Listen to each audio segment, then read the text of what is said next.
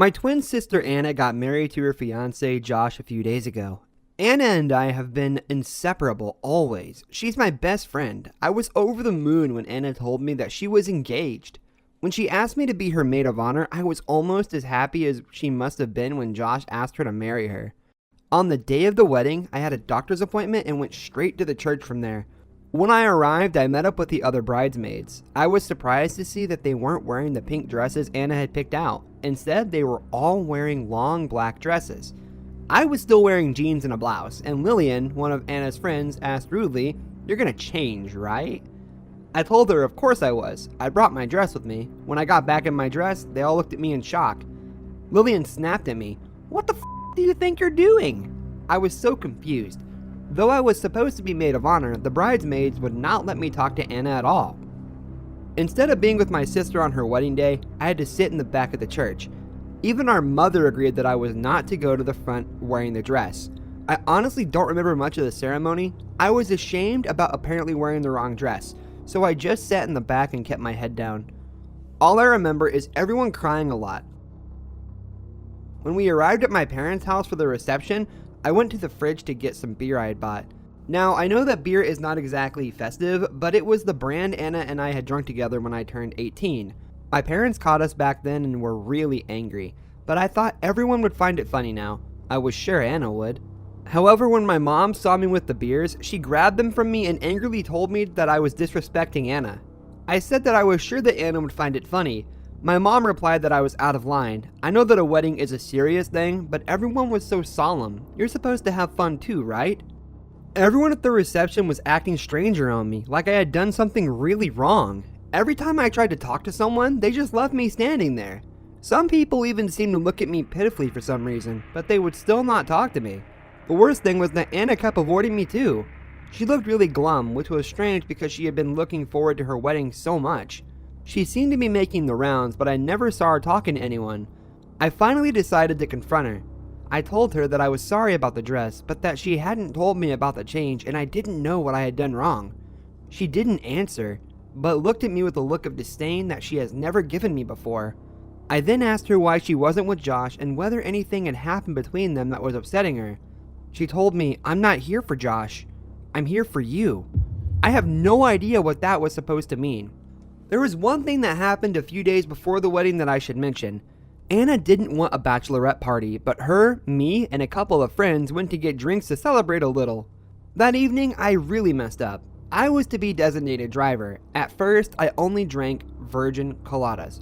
The others were getting more and more drunk though, and they seemed to have a lot more fun than I did. I thought that one or two cocktails wouldn't hurt. The others were too drunk to realize what I ordered. At the end of the night, I was more tipsy than I realized and ended up crashing Anna's car. Fortunately, nothing major happened. Anna only got a few scratches and I bumped my head pretty badly, but other than that, we did not have any injuries. Anna was really mad at first, but I thought she would have gotten over it by the wedding. My parents were really mad at me too after the incident. They cried a lot after the police told them what had happened. I think they were really disappointed in me. Josh came over that night too. Even he cried. I think he was really upset that my sister got hurt, even though her injuries weren't bad. I still feel really guilty about drinking and driving, and maybe the accident is the reason why everyone is acting so weird around me. Maybe Anna is still mad about it, but I feel she could have told me that instead of not telling me about the change of dresses, and then being angry that I didn't know about it. The worst thing happened after I went to bed after the reception. I had just fallen asleep when Anna came to my room. She was still wearing her wedding dress. The white fabric almost seemed to glow in the darkness of the room. There were dark stains on her dress. By the looks of it, she had spilled red wine down the front. I think she must have been drunk because she started talking about how I had ruined everything, how it was all my fault. Now she would make me regret it for the rest of my life. Her face was distorted with rage. It almost looked unhuman. I was in shock. Her voice sounded weirdly raspy. Anna is a stress smoker, so I guess she had gotten drunk on wine and smoked a few cigarettes. I started crying and asking her what she meant. She let out an unearthly shriek and jumped at me. She raised her hand as though to hit me, and I instinctively closed my eyes. But she must have missed me because all I could feel was a gush of cold air on my face. When I opened my eyes again, she had left. I woke up several times during the night and heard her wailing every time. Not just crying, wailing. The next night, she suddenly stood next to my bed. She was just standing there, wailing and showing no reaction when I tried to talk to her. I must somehow have fallen back to sleep with her standing there. I don't remember her leaving, just that she was suddenly gone. Since then, she has come to my room every night. Every time she wears her stained wedding dress. I don't know why she's tormenting me. I've been meaning to talk to her about it during the day, but she's always left the house before I get up. She just comes to my room at night, berating me, crying, and telling me that she will never let me have peace again. I told my parents about her behavior, but they refused to have a talk with her. They even said that I was imagining it. They said that I had to understand that Anna was not here anymore. I told them that I knew she lived in an apartment with Josh now, but that she obviously came to our house every night. I'm really frustrated that they don't believe me. I don't want to go to bed tonight. To be honest, I'm terrified of Anna. Ivory Hollows was a brand new building that I moved into after I graduated from college. It was a huge monotone box that housed over 100 apartments. I liked it. I can't explain why, but the sight of the giant cube made me feel safe, secure. I enjoyed that every floor looked exactly the same. All the walls were gray, all the floors were black. Maybe it was my mathematics background, but it seemed like I fit in. As a bonus, I barely ever saw or heard my neighbors. It was like I was alone in a giant building. I loved the quiet. College life was always noisy, and people were always asking me for things, but in Ivory Hollows, I was like an integer, a number among many silent numbers. It was comforting. There was one glaring exception to the pattern. Every time I took the elevator, whether up or down, there was a man inside. He was a white man with dark hair that sat beneath a bowler cap. He was always wearing a silver suit fitted to his slender frame. I honestly would not have thought much of him except he was backward. In every trip he faced the back of the elevator as opposed to the front. I'd step in and stand awkwardly in the corner, face sort of sideways so I didn't have my back to him. Needless to say, it was unsettling. I am a person of rituals and norms. I don't break rules. I don't make a fuss, and I certainly don't stand backward in elevators. I talked it over with my cat. Should I say hello? Maybe he's blind and doesn't realize how to stand correctly. I could help him or something. She purred and rubbed against my hand. I scratched her absent-mindedly.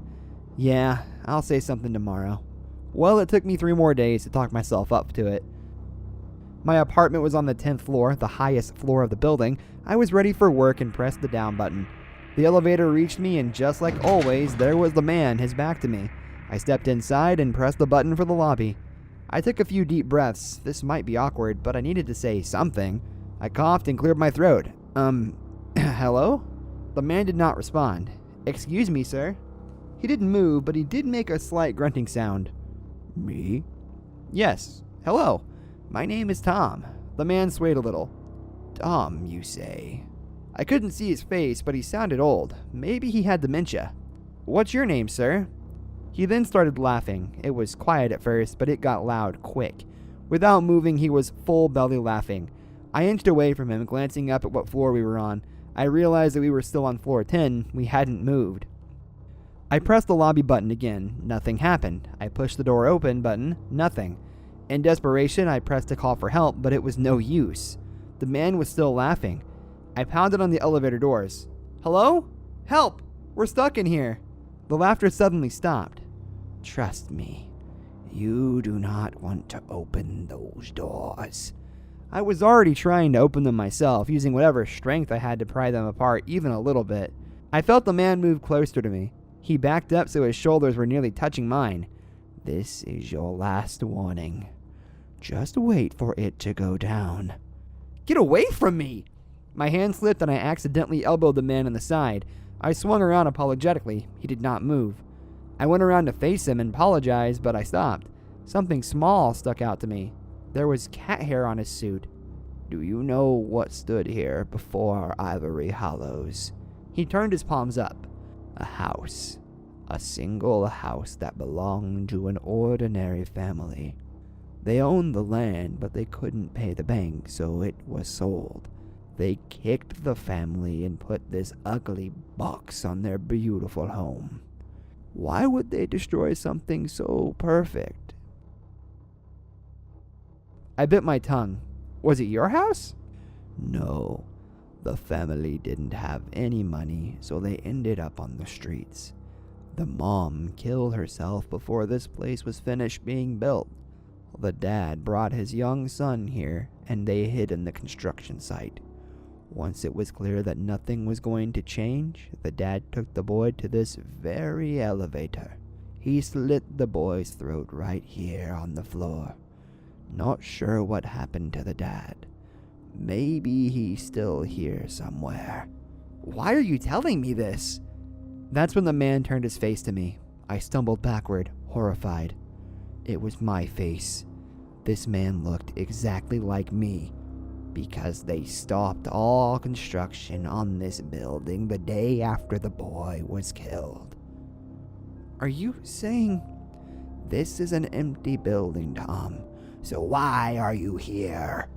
The doors opened suddenly, opened with a velocity I had never seen before. I ran out, dashing across the floor to my apartment. The halls were uncarpeted. The walls were unpainted. I opened the door to my home and found it completely empty. The only thing inside was a stray cat who hissed when I entered. I scoured the place looking for any evidence I had lived there. I found two things: a bloody knife and a bowler cap.